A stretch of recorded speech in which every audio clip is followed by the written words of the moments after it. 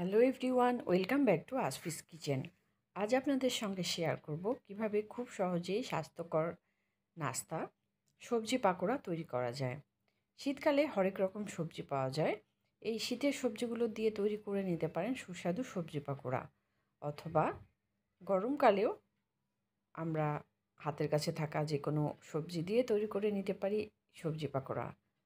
কিভাবে তৈরি করা যায় সুস্বাদু এই সবজি পাকোড়া আর খাওয়া যায় বিকালের নাস্তায়, ইফতারিতে, অথবা বাচ্চাদের টিফিন বক্সেও দিতে পারি। তাহলে দেরি না করে আসুন ঝটপট দেখে নেই সুস্বাদু এই রেসিপি। আজকে এই সবজি পাকোড়া তৈরি করার জন্য আমি যেই সকল সবজি নিয়েছি এবং উপাদান নিয়েছি আপনাদের সঙ্গে শেয়ার করছি। আমি নিয়েছি 1 কাপ পরিমাণ মসুরের ডাল। এই ডালগুলোকে আমি ভিজিয়ে নিয়েছি। পরিষ্কার করে ধুয়ে 3 থেকে 4 ঘন্টা ভিজিয়ে নিলে ডালগুলো ফুলে অনেকটা তুলতুলে হয়ে যাবে। তারপরে এটাকে ব্লেন্ডারে ব্লেন্ড করে মিশিয়ে নিব। আর মসুরের ডালের পরিবর্তে খেসারির ডালও ব্যবহার করা যাবে। আর সবজি হিসেবে নিয়েছি আলু কুচি করে, মিষ্টি কুমড়া কুচি, বাঁধাকপি কুচি, একটি ডিম, ধনেপাতা কুচি, কাঁচামরিচ কুচি করে নিয়েছি, পেঁয়াজ কুচি করে নিয়েছি। এছাড়াও নিয়েছি কর্নফ্লাওয়ার, লবণ, আর হাতের কাছে কর্নফ্লাওয়ার না থাকলে চালের গুঁড়াও 1 মুঠ পরিমাণ আমরা ব্যবহার করতে পারি। এবার সব উপাদানগুলো খুব ভালো করে মিশিয়ে নিব। একটি বড় বোল নিয়ে নিয়েছি, যে বোলে সব উপাদানগুলো ভালো করে মেশানো যায়। প্রথমে দিয়ে দিচ্ছি বাঁধাকপি কুচি। বাঁধাকপি থেকে যেহেতু একটু পানি বের হয়, তাই লবণ দিয়ে বাঁধাকপিটাকে হাতে সময় থাকলে কিছুক্ষণ আমরা মাখিয়ে নিব। মাখিয়ে নিলে বাঁধাকপিটা সফট হয়ে যাবে। তারপর আমরা আস্তে আস্তে বাকি উপাদানগুলো এখানে মিশিয়ে নিব। আর ততক্ষণে আমরা ডালটাকে ব্লেন্ড করে আসি। বাঁধাকপিটা অনেকটা সফট হয়ে এসেছে, আর এক্সট্রা যে পানি বের হয়ে আসলে এই পানিটা আমরা ফেলে দিব। এখন একে একে বাকি উপাদানগুলো আমি এখানে দিয়ে দিচ্ছি মিষ্টি কুমড়া কুচি, আলু কুচি। চাইলে আপনারা আপনাদের পছন্দের মতো আরও অনেক কিছু দিতে পারেন, ফুলকপি কুচি করে, পুঁই শাক কুচি করে দিতে পারেন। দিয়ে দিচ্ছি পেঁয়াজ কুচি, ধনেপাতা কুচি, কাঁচামরিচ কুচি করে,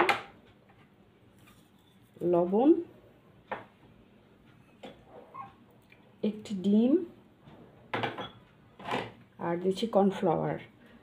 কর্নফ্লাওয়ার দিলে যে এক্সট্রা নরম থাকবে, এই নরমটা হবে না। আর দিয়ে দিচ্ছি আমি যে ডালটা ব্লেন্ড করে রেখেছি, এই ডাল। এখন সব উপাদানগুলো হাতের সাহায্যে এভাবে ভালো করে মাখিয়ে নিব।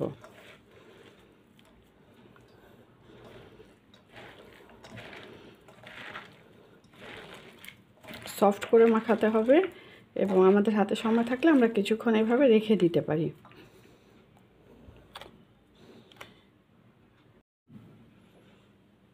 খুব ভালো করে সবগুলো মাখিয়ে নিয়েছি। এবার এভাবে রেস্টে রেখে দেব কিছুক্ষণ। তারপর এভাবে অল্প অল্প করে নিয়ে ডুবো তেলে ভেজে নিব।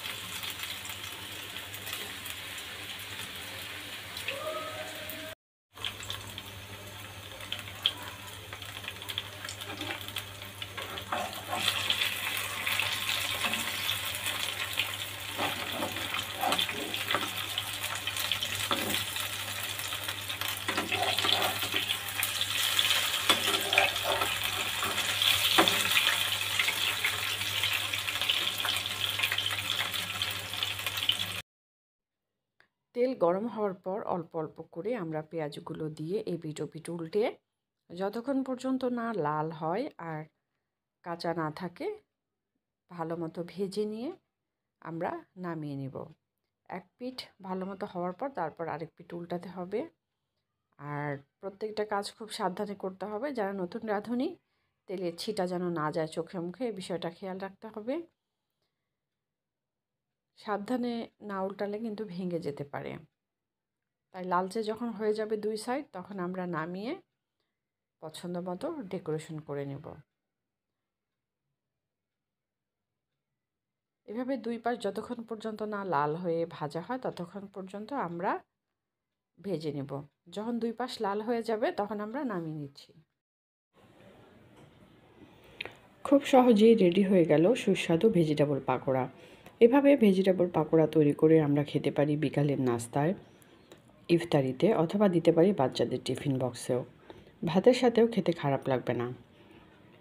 আমার ভিডিওটি কেমন হয়েছে কমেন্ট বক্সে অবশ্যই জানাবেন। বেশি বেশি লাইক এবং শেয়ার করবেন।